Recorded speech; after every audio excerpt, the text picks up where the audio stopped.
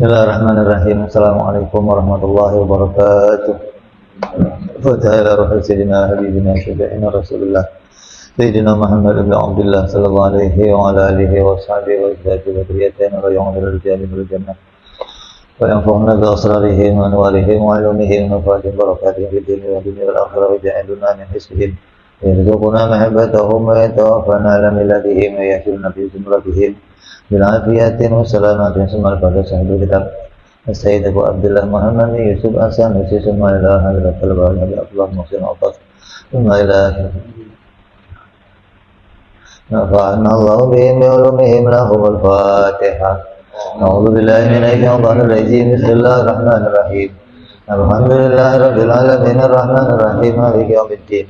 Iyyaka na'budu wa iyyaka nasta'in ihdinas siratal mustaqim. صراط الذين أنعمت عليهم غير المغضوب عليهم ولا الضالين آمين.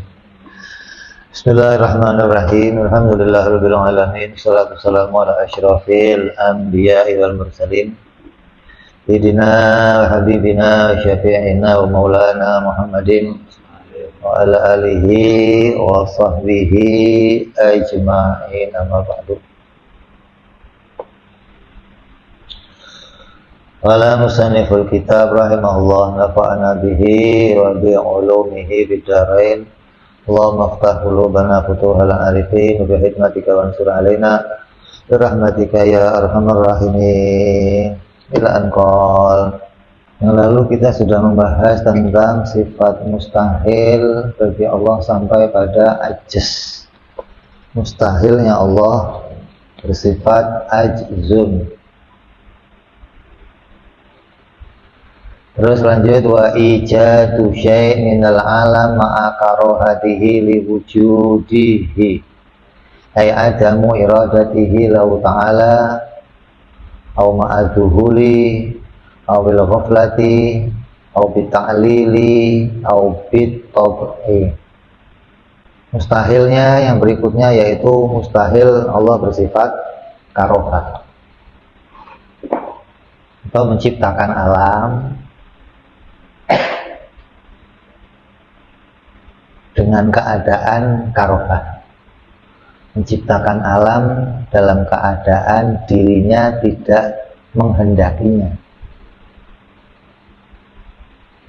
Berarti menciptakan alam dengan keterpaksaan. Maksudnya menciptakan alam dengan keterpaksaan itu berarti bikin sesuatu tapi bukan atas maunya. Bikinnya nggak atas kemauannya, bikin tanpa adanya irodah. Nah, bikin tanpa irodah itu yang bagaimana? Ya bisa jadi bikinnya nggak sengaja, gitu loh. Namanya bikin tanpa irodah, bukan bikinnya atas pesanan orang lain saja. Gitu. Allah menciptakan sesuatu tanpa kehendaknya atau meniadakan keumuman irodah. Allah irodahnya tidak menciptakan, tidak menentukan secara umum. Ini juga dinafikan. Seperti pendapatnya orang-orang Mu'tazilah yang mengatakan Allah hanya menjadikan yang baik-baik saja. Allah enggak menjadikan yang buruk. Jadi yang buruk itu enggak dikehendaki oleh Allah. Allah yang menghendaki yang baik-baik saja. Nah, kalau ditanya namanya Allah itu pingin enggak sedunia ini baik semua? Allah menginginkan enggak sedunia ini baik semua? Kalau dikatakan Allah itu ingin sedunia baik semua, tapi nyatanya nggak baik semua, berarti nanti ada irodahnya Allah yang nggak tercapai. Berarti hilang keumuman irodahnya. Irodahnya hanya menentukan sebagian, tapi tidak pada sebagian yang lainnya. Makanya Mu'tazilah mengatakan, Kalau Allah menghendaki yang buruk-buruk berarti Allah itu zalim. Karena Allah itu zat yang maha baik, harus menjadikan yang baik-baik, menentukan yang baik-baik, tidak menentukan yang buruk-buruk. Nah, kalau yang buruk itu bukan Allah yang menghendakinya, berarti iradahnya Allah hanya bertakluk pada sebagian, tidak pada sebagian yang lainnya. Ini juga pemahaman yang rusak, bukan pemahamannya Ahlus Sunnah wal Jamaah. Jadi menciptakan alam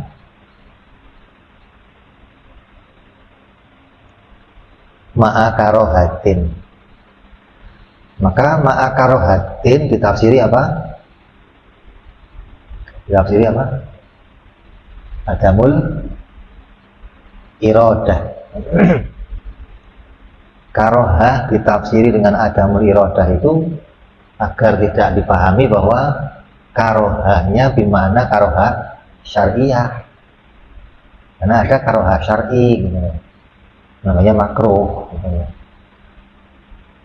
Allah menciptakan tidak menciptakan sesuatu, atau Allah menciptakan sesuatu dengan keadaan Allah itu nggak menyenangi gitu loh, nggak seneng, tapi Allah bikin. Jangan sampai dipahami begitu maksudnya.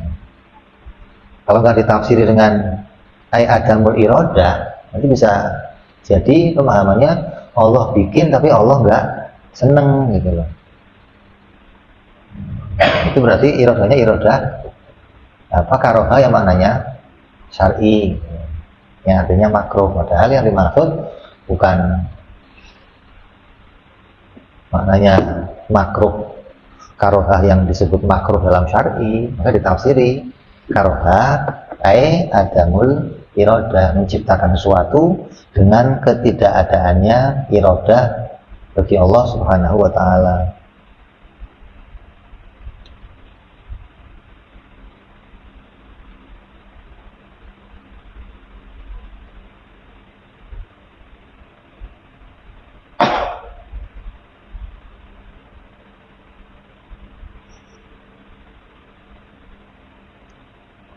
Nah, kalau menciptakan alam itu nggak dengan irodahnya, nggak dengan kehendaknya, berarti yang bikin siapa? Zatnya. Otomatis muncul dari zatnya. Akan jadinya nanti alam ini qadim. Karena otomatis zatnya Allah memunculkan wujudnya alam. Tanpa Allah menghendaki, alam ini muncul gitu loh. Otomatis jadinya Allahnya itu ada, otomatis memunculkan makhluk, memunculkan alam. Kan kalau dia itu Tuhan, untuk membuktikan ketuhanannya apa kalau dia nggak ada makhluknya? Nah, ini nanti kayak pemahamannya orang-orang Wahabi, kayak pemahamannya siapa namanya, Wahabi, Muhammad bin Abdul Wahab, atau Wakil Ibnu Taimiyah, yang mengatakan ada alam ini baru tapi nggak berawal gitu ya. Jadi baru tapi nggak berawal. Ini kan mahamnya susah. Baru tapi nggak berawal. Jadi Allah menciptakannya itu nggak berawal, yang berarti bahwa Allah itu wajib menciptakan. Kalau Allah itu wajib menciptakan, berarti Allah menciptakan tanpa dengan kehendaknya. Otomatis zatnya itu memunculkan alam. Jadi mau Allahnya mau atau nggak mau, alam ini akan muncul gitu loh. Jadi kemunculan alam yang banyak, yang beraneka ragam ini muncul tanpa ditentukan satu persatunya, tapi muncul ya dengan sendirinya, tanpa Allah yang menentukan lagi gitu. Zatnya itu otomatis memunculkan alam. Nah, kalau zatnya otomatis memunculkan alam, harusnya alam yang dimunculkan ya sama semua dong. Nggak mungkin berbeda-beda. Kalau alam yang muncul berbeda-beda, berarti kemunculannya hasil dari ada yang menentukan. Bagaimana alam ini muncul dalam keadaan berbeda-beda, tapi kemunculannya nggak ditentukan, gimana bisa? Jadi akal nggak menerima kalau Allah itu menciptakan tanpa dengan kehendaknya, akal nggak terima. Akal bisa menerima itu bahwa alam ini muncul harus atas kehendaknya Allah. Nggak mungkin Allah menciptakan alam tanpa adanya sifat kehendak.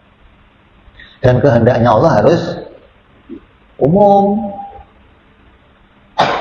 Semua yang muncul harus atas kehendaknya. Kalau yang muncul dikehendakinya cuma sebagian, yang sebagian nggak dikehendaki gimana?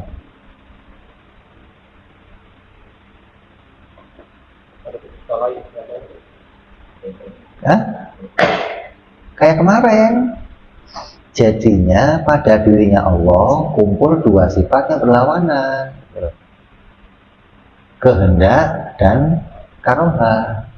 Sedangkan itu mustahil dong. Dua sifat yang berlawanan kumpul jadi satu. Berarti harus pada Allah itu ada sifat kehendak dan kehendaknya secara umum. Nggak mungkin kehendaknya itu hanya pada sebagian saja. Oh, alam yang baik Allah yang bikin, alam yang jelek bukan Allah yang bikin. Berarti kehendaknya muncul menentukan hanya pada sebagian. Kalau kehendaknya pada sebagian, berarti pada dirinya Allah kumpul dua sifat yang berlawanan. Dia berkehendak dan dia terpaksa.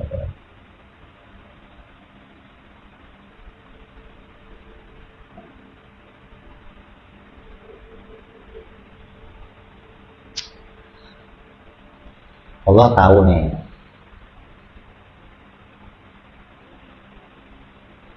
Allah itu tidak menginginkan yang buruk-buruk terjadi, namanya. Yang buruk-buruk itu nggak diinginkan Allah. Allah itu hanya menginginkan yang baik-baik, umpamanya begitu. Tapi yang buruk-buruk itu terjadi.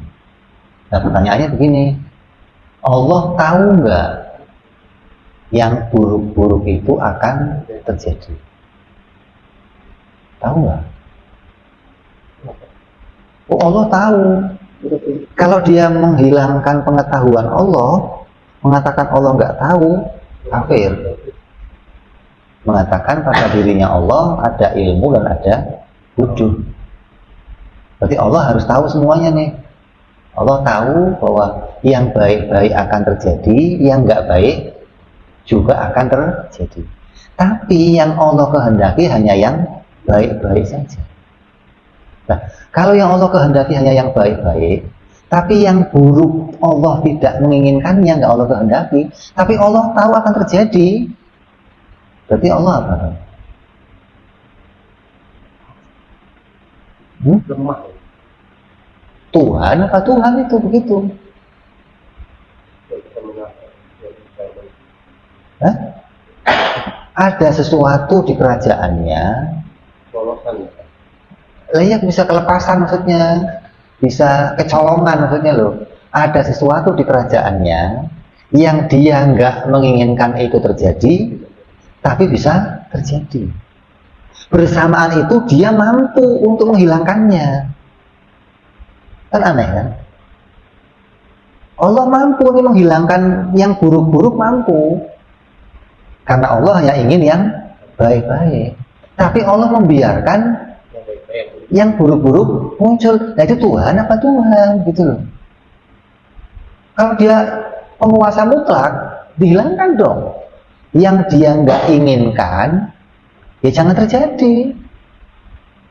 Karena dia tahu itu akan terjadi kayak gini. Dia tahu Fir'aun akan jadi kafir. Dia tahu Abu Jahal akan kafir. Sedangkan dia nggak ingin ada orang kafir. Ya jangan dimunculkan. Kan selesai masalahnya. Hah? Kenapa? Dia tahu Abu Jahal akan kafir, dia tahu Fir'aun akan kafir, dan dia nggak menginginkan kekafiran, tapi dibiarkan Abu Jahal muncul. Kan aneh. Itu loh. Jadi pendapatnya Wahabi itu terpaku sama ini. Kejadian zaman Nabi Musa yang menceritakan tentang Nabi Khidir. Ketika Ketika Nabi Khidir itu melihat seorang anak kecil terus dibunuh. Tanya Nabi Musa, kenapa dibunuh? Oh, anak ini kalau gede akan jahat, akan maksiat. Allah nggak ingin ada maksiat. Allah ingin orang tuanya yang soleh ini punya anak yang baik. Maka Allah mematikan anak ini, menggantinya dengan anak yang baik. Kan selesai kalau begitu masalahnya kan?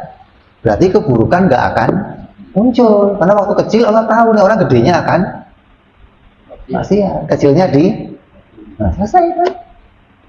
Nah, kenapa kok cuma satu itu? Yang lainnya kok dibiarin gitu loh. Jadi sebenarnya Allah itu pingin yang buruk-buruk terjadi atau enggak? Itu pertanyaannya.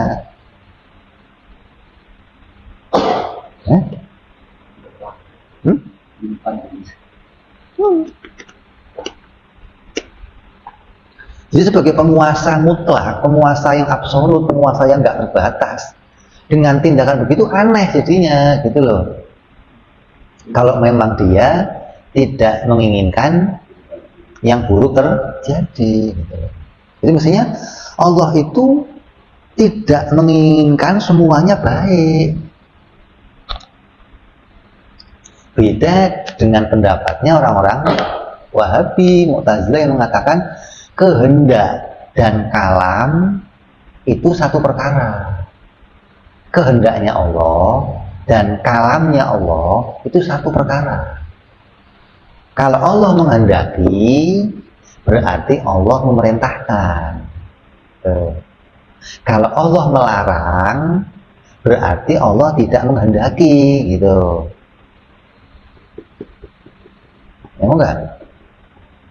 Jadi kata-kata Wahabi ini, semua yang baik-baik itu dikehendaki oleh Allah dan diperintahkan oleh Allah. Allah perintahnya baik apa buruk? Baik.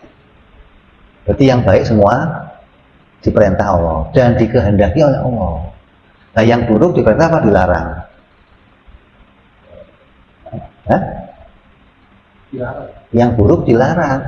Kalau yang buruk dilarang, berarti tidak dikehendaki oleh Allah. Itu loh, ini pendapat mereka begitu, Mu'tazilah. Sehingga perintah dan kehendak itu satu paket kata dia. Bagi ahli sunnah, kehendak dan kalam itu beda urusan.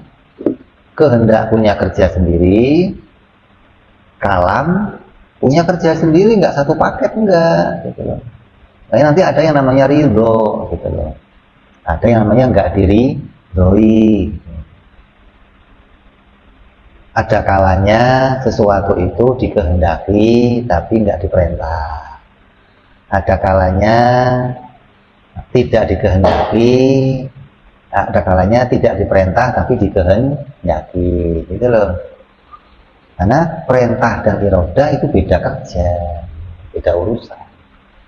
Maka bagi ahli sunnah, irodahnya Allah itu ta'aluknya harus umum, menyeluruh kepada semuanya. Gak mungkin ada satupun perkara yang muncul tanpa dikehendaki oleh Allah. Munculnya sesuatu dengan Allah itu nggak menghendakinya, terpaksa. Itu muncul itu bukan atas kehendaknya Allah. Ada keterpaksaan bagi Allah membiarkan sesuatu muncul tanpa dia menghendakinya. Lagi mana dia Tuhan bukan sih? Oh, ente aja nggak mau kok, gitu loh. Ente saja nggak mau begitu. Ente punya rumah nih. Di rumah ente nggak mau ada maling. Kan nggak mau kan rumahnya kemalingan.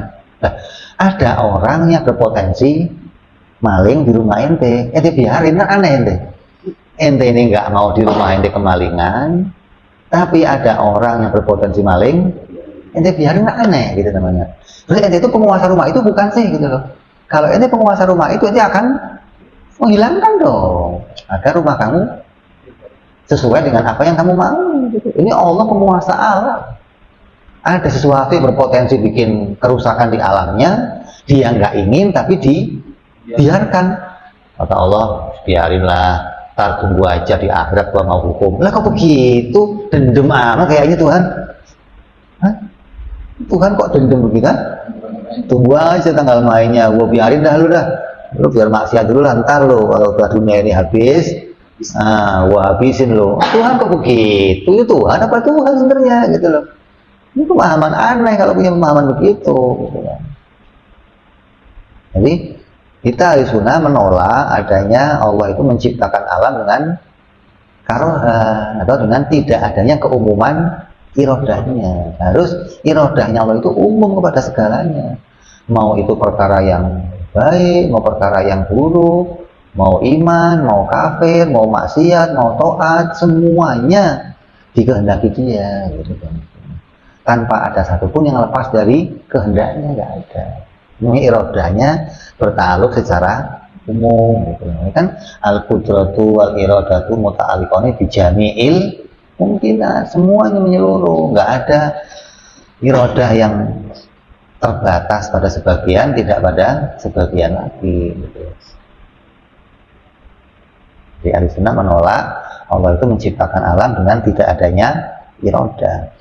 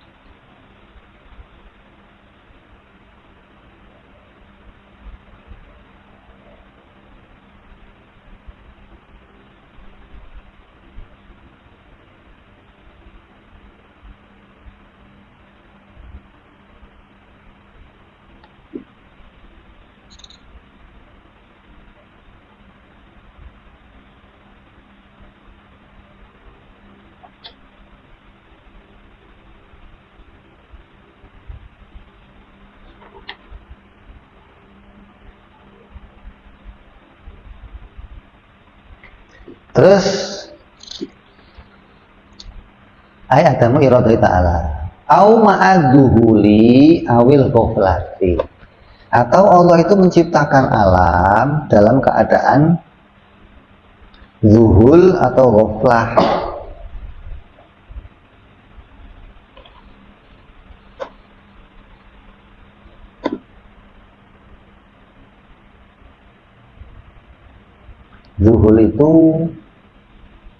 Zuhul itu lupa, ghaflah itu lalai. Ini ulama ada yang membedakan ini. Ada yang mengatakan dua-duanya muradif, sama, ngomong zuhul ya lupa, ghaflah juga lupa gitu.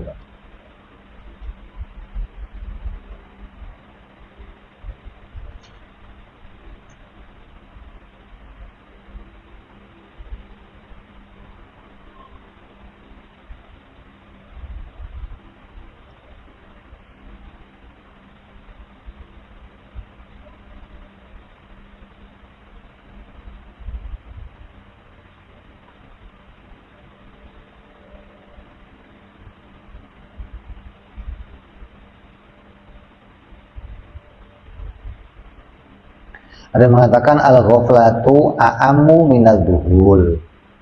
Lianna zuhul wa adamul ilmi bi syai' ma'a taqaddum ilmihi bihi. Kalau ghaflah adamul ilmi bi syai' mutlaqan. Wa hadza wa ma dhahara bil muallif. Jadi kalau zuhul itu lupa terus balik lagi. Kalau ghaflah jelas gitu loh, nggak balik lagi ingatannya.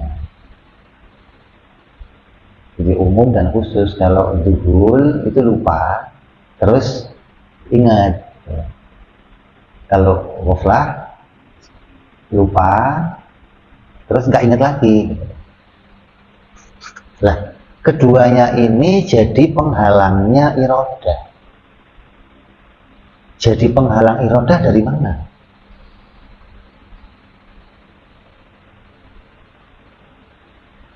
Padahal keduanya itu kan urusannya ilmu dan urusan sama irodah. Kenapa kok dimasukin ke dalam bab irodah? Maksudnya bab karohah.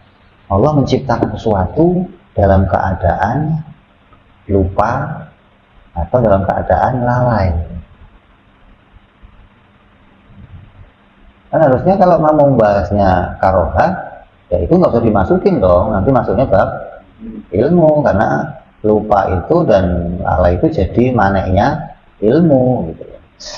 Tapi dibahas di sini karena hilangnya adanya lalai dan lupa itu menjadi hilangnya apa? Hilangnya tujuan atau hilangnya keinginan yang muncul dari dirinya. Hilangnya apa yang dimaui, bukan hilangnya irodah apa dari arah zatnya, tapi hilang dari arah apa yang akan ditujunya. Saya punya keinginan menghadiri suatu acara, tapi lupa. Hah? Sama acaranya lupa. Hadir nggak saya? Kenapa? Hah? Bisa nggak saya hadir? Kenapa nggak bisa? Saya bisa hadir. Saya punya kemampuan untuk hadir gitu loh. Bukan hilangnya kemampuan saya, bukan. Di irodahnya itu nggak hilang sebenarnya. Tapi yang menjadikan hilangnya irodah itu, lupa itu tadi menghilangkan saya untuk bisa menentukan kehadiran saya gitu loh. Bukan hilangnya irodah sama sekali. Kan kalau karoha itu hilangnya irodah kan. Irodahnya hilang. Jadi karoha itu nggak adanya irodah. Kalau menciptakan sesuatu dengan duhul, irodahnya ada. Tapi dia nggak bisa menentukan. Terhalang menentukan. Karena apa yang mau dituju? Yang mau dituju nggak ada, nggak diketahui gitu loh. Maka duhul itu bukan menjadi penghalangnya ilmu, tapi jadi penghalangnya irodah. Kalau duhul lupa dan lain dijadikan sebagai dimasukkan dalam pembahasan ilmu, maka itu menjadi lawannya sifat ilmu, hilangnya sifat ilmu. Tapi yang dimaui musannif di sini bahwa Allah itu nggak mungkin menciptakan sesuatu dalam keadaan dia lupa gitu loh. Jadi ada sesuatu yang Allah itu lupa menciptakan. Ada sesuatu yang Allah itu di dalam menciptakan alam ini bersamaan dengan dia lupa. Jadi apapun yang dia ciptakan semua dikehendakinya. Karena ketika dia lupa, dia nggak bisa menghendaki. Gitu kan. Bukan nggak ada kehendaknya. Kalau karoha itu sama sekali nggak ada kehendaknya. Kalau lupa, kehendaknya ada, tapi nggak bisa menentukan. Gitu. Kok kata kan bisa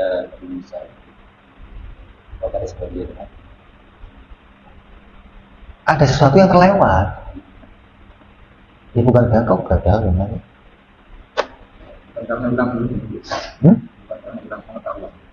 Iya kalau dimasukkannya dia ke ilmu, maka pertanyaannya kenapa kok masuknya ke sini? Kan lupa dan lalai itu ke ilmu kan? Kenapa kok dimasukkannya di sini? Nggak dimasukkan ke dalam ilmu gitu kan? Maka ketika ditanya seperti itu, musannif jawab, kan harusnya ini pembahasan ini masuknya dalam ilmu, nggak masuk di dalam irodah. Katakan bi annahu innama dzakara musannif ma'a kaunihi mustaghniyan anha li annal maqsud fi hadzal ilm dzakarul aqaid ala wajhi tafsil bi anna khatarul jahla fihi azim wala yaqtadi fihi bi amin anil khos wala mustalzim anil lazim. Jadi kalau ini diletakkan dalam pembahasan ilmu sebenarnya cukup, tapi musoneh pengen menjelaskan secara terperinci gitu, agar kita tahu yang jadi penghalangnya menentukan itu juga bisa saja bukan karena nggak adanya ilmu, tapi karena lupa tadi. Kalau nggak ada ilmu jelas nggak bisa bikin. Kalau kita secara umum, ketika ilmunya hilang, secara umum dia nggak akan bisa bikin, namanya dari arah umumnya. Tapi misalnya kamu tahu secara terperinci bahwa ketika Allah tahu, kemudian dia lupa, maka itu juga jadi penghalangnya irodah. Makanya nggak dimasukin ke ilmu, tapi dimasukkan ke irodah, karena lupa dan lalai itu lebih khusus dibahasnya. Nggak cuman bodoh gitu loh. Kalau bodoh jelas Allah itu mustahil bodoh. Kalau Allah bodoh, kalau bodoh gimana? Ya nggak bisa bikin semuanya gitu loh. Bukan nggak bisa bikin sebagiannya saja, tapi nggak bisa bikin semuanya kalau bodoh gitu. Tapi ketika ada yang jadi penghalang, apa? Lupa. Lupa itu apa? Lupa itu hilangnya sebagian ilmu.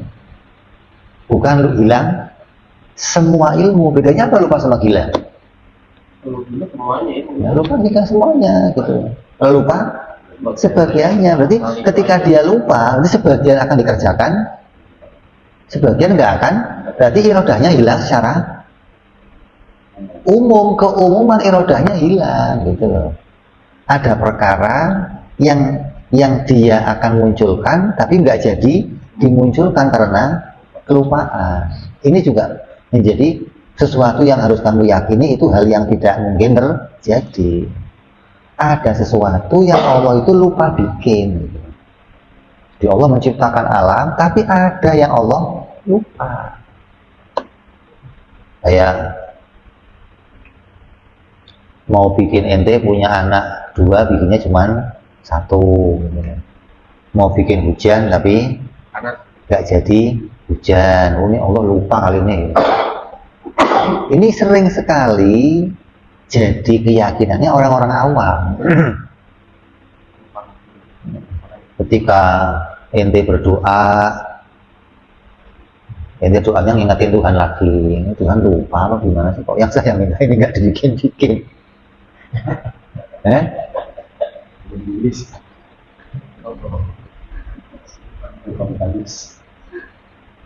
Hati-hati itu, sama dianggap sepele, menganggap Tuhan kok lupa, itu jadi penghalangnya irodah. Itu mustahil bagi sifat irodahnya Allah gitu. Jadi zuhul itu khusus, hukul lebih umum gitu. Kalau hukul itu nggak ingat lagi. Kalau zuhul setelah lewat baru ingat gitu loh. Kalau zuhul, kalau hukul ghaflah itu perlu diingatkan, atau diingatkan pun nggak ingat-ingat gitu loh. Ente punya kawan SD, lupa ente. Begitu diingetin, ente bisa ingat, oh iya ente kawan saya. Ada yang diingetin nggak ingat gitu loh. Masa sih ente kawan saya nggak inget. Nanti ada yang ingatannya itu bisa pulih, ada yang sama sekali nggak bisa pulih gitu loh. Nah, keduanya ini jadi penghalangnya irodah. Yang bisa pulih aja jadi penghalang, apalagi yang nggak bisa pulih gitu loh. Ya bisa pulih aja jadi penghalangnya irodah. Kenapa? Nah ketika pulihnya udah kelewat gimana? Wih, dia katanya mau hadir kawinan. Oh iya. Oh jam berapa? Oh enggak jadi gitu loh. Ya Allah kan Bisa pulih apa tadi? yang bisa pulih zuhul. Kopla. Kalau gopla nggak bisa pulih. Kalau ini lupa. Kalau lalai nggak pulih gitu loh. Namanya zuhul dan ghuful gitu loh. Kalau gopla ini cara seperinci dipisahkan, tapi banyak ulama mengatakan sama aja gitu. Lupa-lupa juga, artinya dia pernah ingat terus lupa gitu loh. Tapi ketika diperincikan, ada lupa yang kemudian ingat lagi, ada yang lupa nggak ingat lagi gitu loh.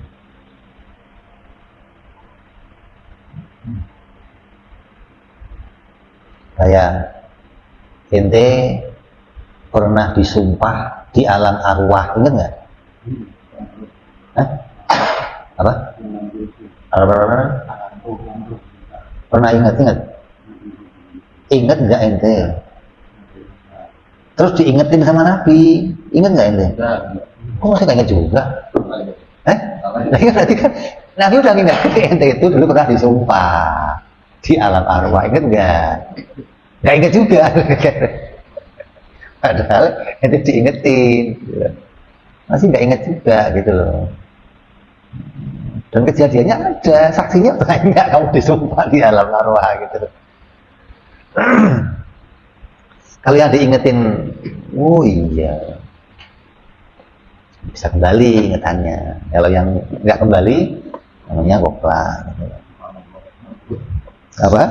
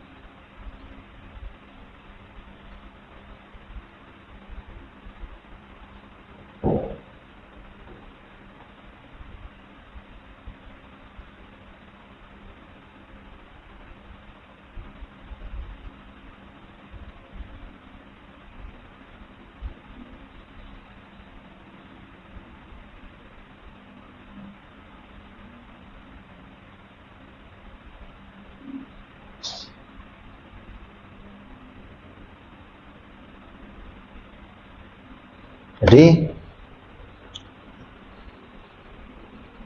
lalai dan lupa itu ketika menjadi lawannya ilmu itu tanpa adanya apa?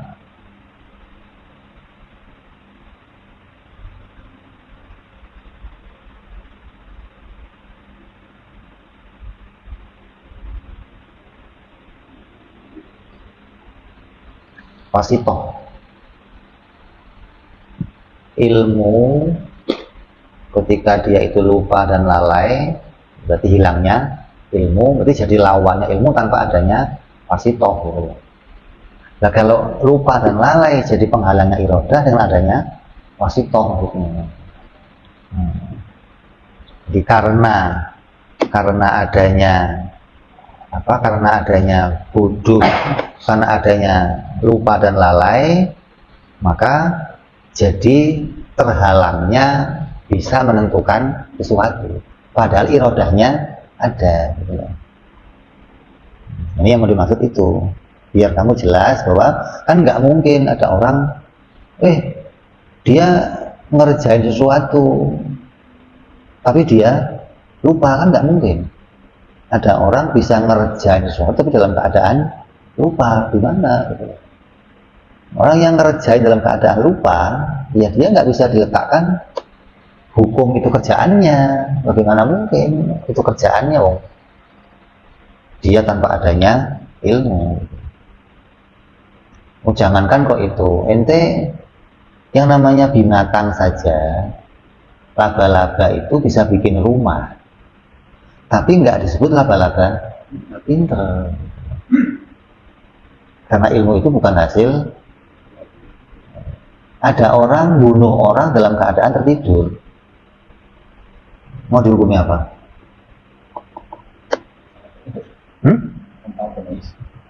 Ya, ngelindur, bunuh orang, gimana?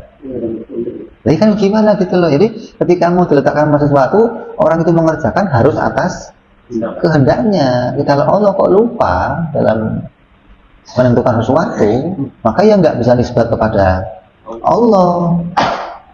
Sedangkan Allah harus iradahnya secara umum. Berarti nggak mungkin ada yang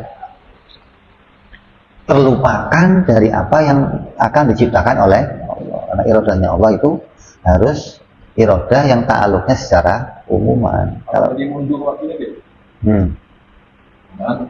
Dia terlambat, bikinnya terlambat. Ini tempat dia karena lupa. Jadi mundur waktunya nomornya itu. Kacau kan jadinya. Jadinya bagaimana yang mengatur alam ini lupa, kan kacau jadinya. Yang ngatur alam kok ngantuk umumnya.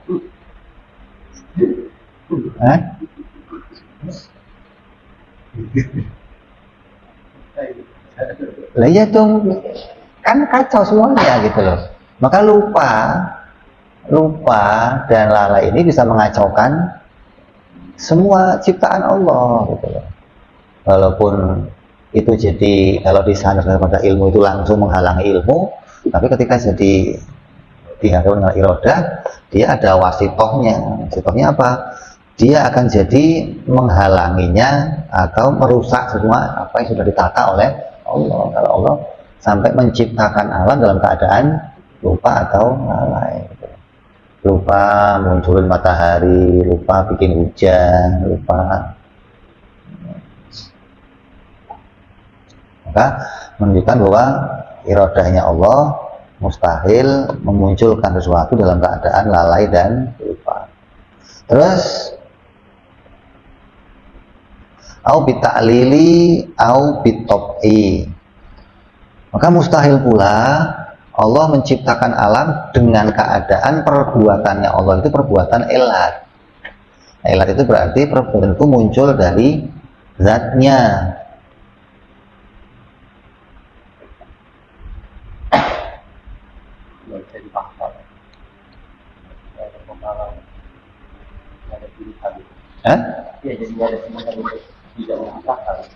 Iya, keduanya itu sama-sama nggak adanya pilihan. Elat itu menghilangkan pilihan, topi juga menghalangi kok nggak menghilangkan pilihan. Jadi yang nggak ada itu pilihannya gitu. Iradahnya ada, tapi pilihannya nggak ada gitu. Dia menentukan tanpa adanya sebuah pilihan ketika menciptakan dengan elat.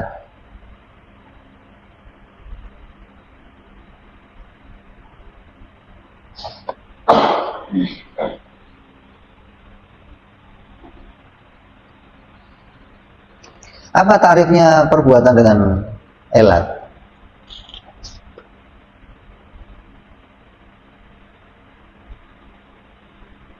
Elat itu dikatakan wa fi'lun alladhi yata'ata minhul fi'il duna tarki wala yatawaqafu fi'luhu ala wujudi syartin wala intifa'i mane. Yang namanya elat itu perbuatan yang bisanya memunculkan sesuatu tanpa bisa meniadakan dan tidak tergantungnya pada adanya syarat dan hilangnya penghalang. Itu elat.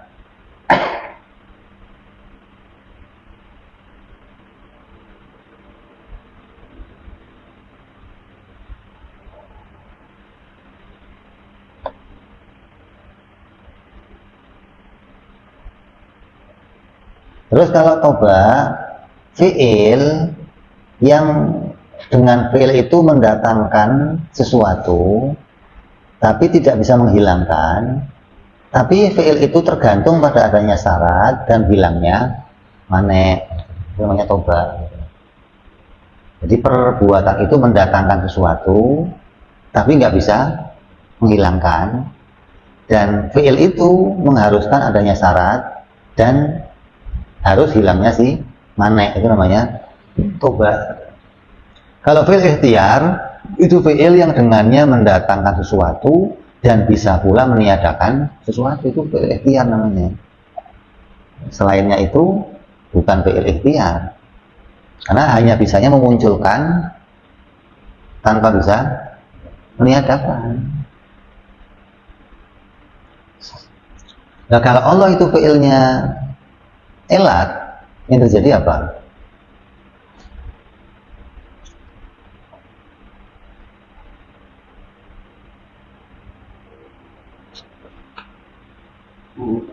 Haram ini muncul tanpa digulungkan. Hah?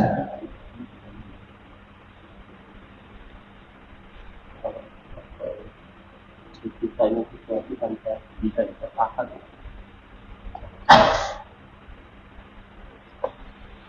Memunculkan sesuatu dengan elat berarti alam ini akan jadinya apa? Qadim. Munculkan sesuatu dengan toba juga akan jadinya qadim, sama.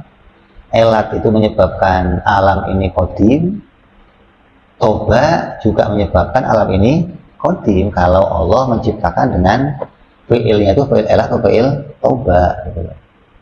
Nah, fi'il elat toba itu fi'il yang diciptakan Allah pada makhluk. Jadi kalau Allah bikin fi'il pada makhluk, maka perbuatan makhluk itu toba atau elat. Itu fi'il yang diciptakan Allah pada makhluk. Ini Allah membuat fi'il pada dirinya makhluk, bukan fi'il apa? Mukhtar asalnya. Fi'ilnya ya elat aja atau fi'il toba. Artinya seperti ente menggerakkan tangan, cincinnya ikut gerak. Cincin yang gerak itu kan nggak kamu kehendaki, tapi dia ikut bergerak, namanya apa itu? Elat. Kalau toba seperti api, ente mau membakar sesuatu mensyaratkan tempatnya kering, terus ditempelkan, dicekatkan, itu namanya fi'il elat atau fi'il toba lah. Kuncinya dari mana? Apanya? Kalau toba, ini kekuatan gitu. Siapanya? Kalau toba, jadi kalau Allah fi'ilnya toba, maka apa yang diciptakan Allah akan qadim. Kenapa? Karena nggak akan ada penghalangnya. Nggak ada penghalangnya. Menghalangi siapa? Kalau fi'il toba itu kan bisa gagal kalau ada yang menghalangi. Nah, kalau Allah fi'ilnya itu toba, yang menghalangi siapa? Ya? Nah, kalau nggak ada menghalangi berarti pasti jadi dong. Ente mau membakar, nggak jadi, itu kenapa? Karena penghalangnya. Nah, kalau Allah yang punya fi'il toba, penghalangnya siapa? Ada sekutu yang bisa menghalangi gitu? Kan nggak ada gitu loh. Itu kan ente bokur mau bakar rumah ente menghalangi, bisa disiram, terhalang itu pekerjaannya. Nah, kalau Allah yang punya fi'il toba, penghalangnya siapa? Berarti kalau fi'il elah aja yang diciptakan Allah jadinya qadim, fi'il toba juga yang diciptakan Allah jadinya qadim.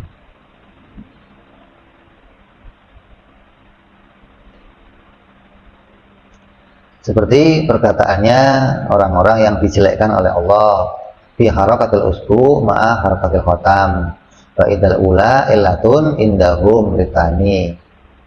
Bima'na annahu mu'athiratun fiha ta'khirul illah bil ma'lul wa qaluhu wa yaquluna Allahu awjada harakatil usbu wa ya awjadat harakatil khotim. Jadi Allah itu cukup menciptakan geraknya tangan.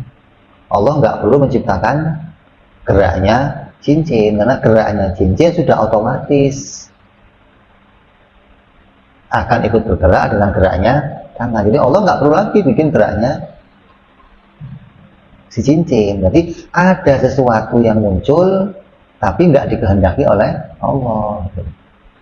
Jadi kehendaknya Allah nggak secara umum kalau begitu.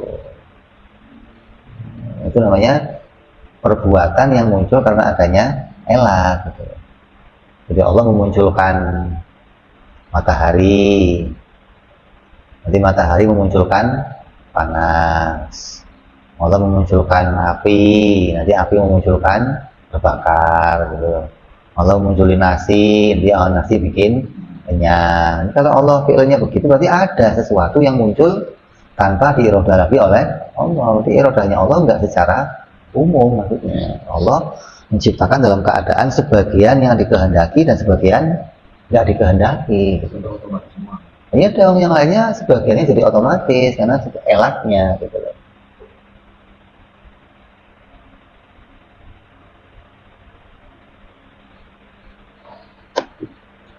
Maka kita menolak pemahaman orang-orang yang mengatakan Allah menciptakan sesuatu dengan elat atau dengan obat.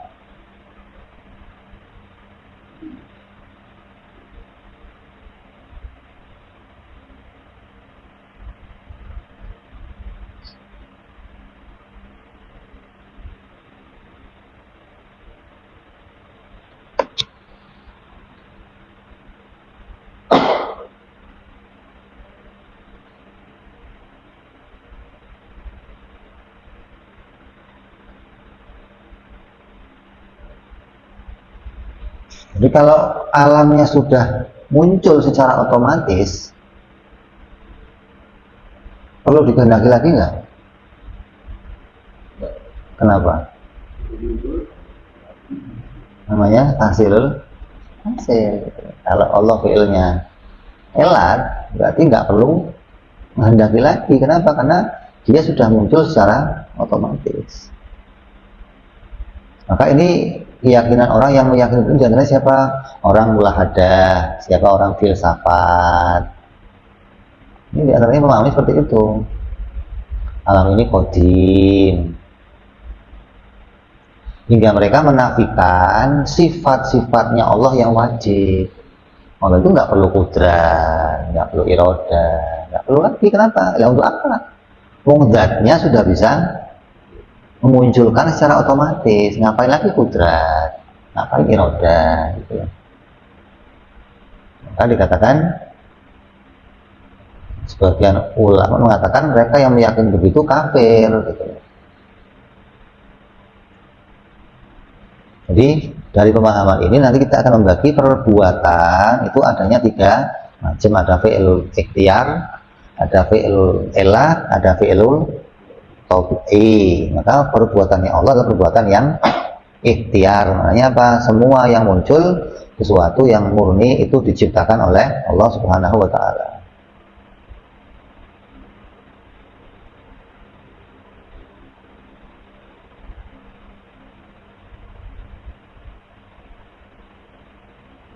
Ini yang paham seperti ini rata-rata orang-orang filsafat, orang-orang ahli adi, obaiyah.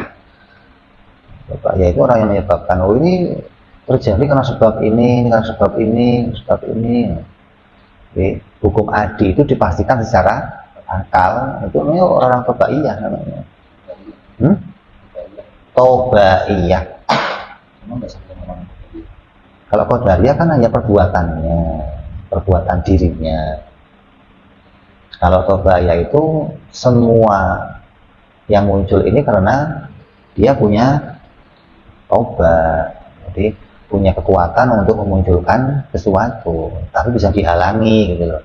Kalau api itu ya ketika dibasahi sesuatu ya dia nggak bisa membakar gitu.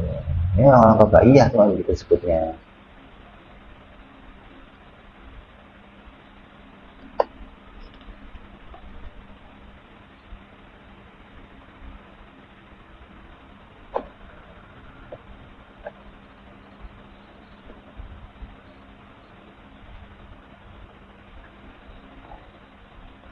Min ghairi ayyakun lahu iradah wa ikhtiyar.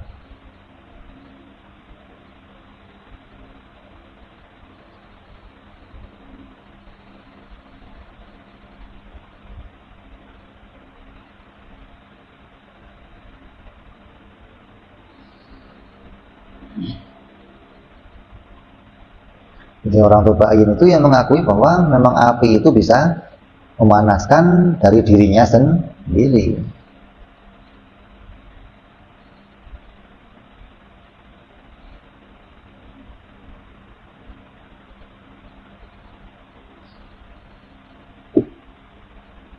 Makanya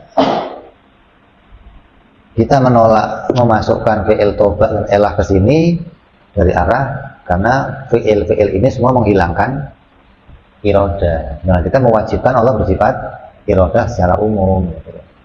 Nah, kalau fi'ilnya Allah bisa dihalangi gimana? Berarti hilang irodanya kan?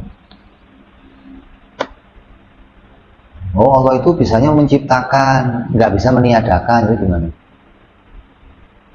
Hah? Berarti mengadakan itu bukan kehendaknya. Kayak api bisa membakar, bisa nggak api mendinginkan? Berarti membakar bukan kemauan si api gitu loh. Kalau membakar kemauan si api juga bisa mendinginkan gitu loh. Hah? Ya dong, kalau yang menciptakan itu bisa memunculkan dan bisa meniadakan, itu namanya baru ikhtiar. Kalau hanya bisa memunculkan, bisa meniadakan, berarti dia terpaksa. Berarti hilangnya sifat irodahnya. Berarti semua yang kerjanya dengan elah atau dengan toba itu hilangnya irodah. Nanti melempar batu, maka batu memecahkan kaca. Bisa nggak batu nggak mecahin kaca? Hah? Bisa nggak? Ya nggak bisa. Berarti mecahin kaca itu bukan maunya batu. Ketika batu sudah dilempar kena kaca, ya mau nggak mau kacanya pecah. Juga batu jangan dipecah. Ya nggak bisa saya mah. Karena mecahinnya juga bukan maunya si batu. Gitu. Berarti si batu nggak punya pilihan untuk tidak mecahin gitu loh maksudnya. Nah, sedangkan fi'il ihdar itu bisa punya pilihan, mau mecahin ya boleh, nggak mecahin ya boleh gitu loh. Mani ente dimasukkan oleh Allah, karena Allah yang masukin, Allah punya pilihan untuk jadi anak atau enggak gitu loh. Kalau kerjanya Allah elak, dia jadi anak terus gitu loh, tanpa adanya sebuah pilihan yang lain. Tapi Allah memilihnya, oh nggak jadi anak, makanya Allah fi'ilnya fi'il muhtar yang semua sesuatu yang terjadi itu muncul atas irodahnya Allah, pilihannya Allah. Karena apapun yang muncul di jagat ini tidak ada satupun dari perbuatan adat itu yang bisa menghasilkan sesuatu, nggak ada. Adat ini hanya tampaknya saja bisa bergandengan dengan sesuatu, tapi itu semua hasil dari pilihannya Allah Subhanahu wa ta'ala. Allah bisa membatalkan semua itu namanya fi'il mukhtar, fi'il yang kerjanya hasilnya dengan sebuah irodah.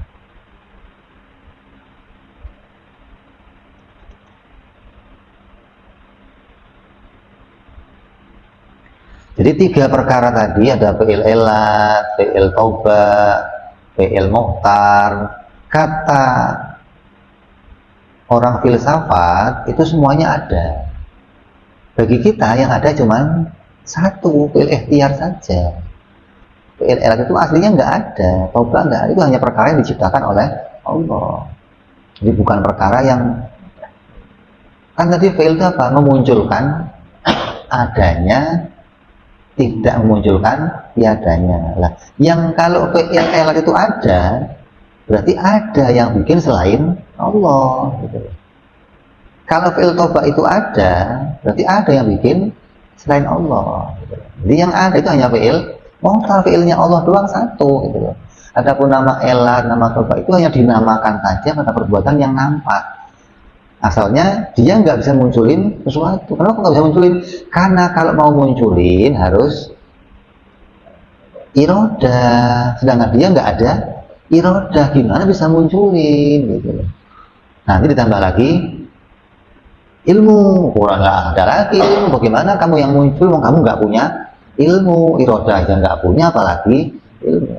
Jadi bagi filsafat ketiga ini ada orang mukmin nggak ada kecuali hanya fi'ilnya Allah.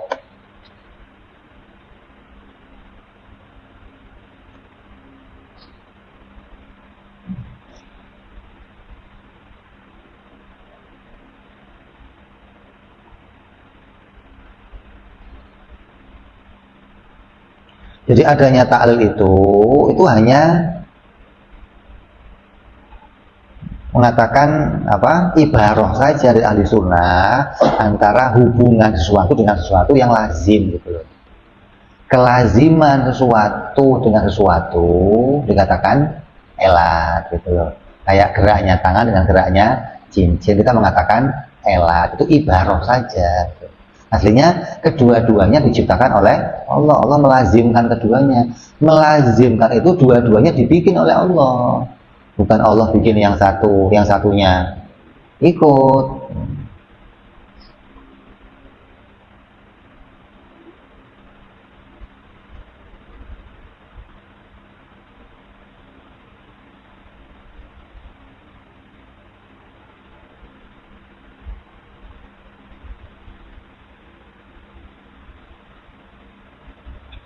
Jadi jelas yang ada hanya fi'il mukhtar. Mustahil Allah menciptakan dengan karohah atau dengan duhul, dengan wuful, dengan elah atau dengan ubah. Insyaallah kita bahas besok sifat jahil insyaallah. Wallahu a'lam bishawab. Ila hadratin nabiyil Fatihah.